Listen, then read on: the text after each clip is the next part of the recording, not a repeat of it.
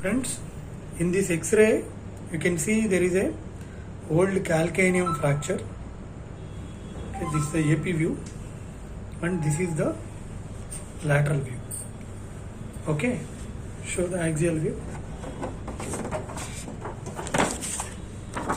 So this is the axial view. Okay, so this patient is complaining pain and swelling. So pain in this region. ikkade kadandi noppi. So it's already around 6 weeks old fracture.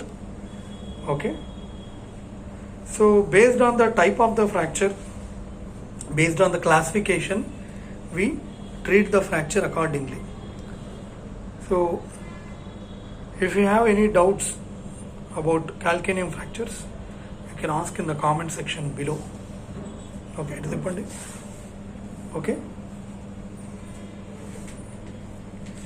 so calcaneum fractures are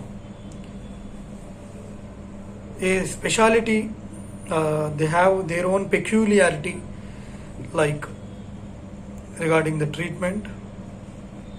So if you have any doubts, you can ask in the comment section below.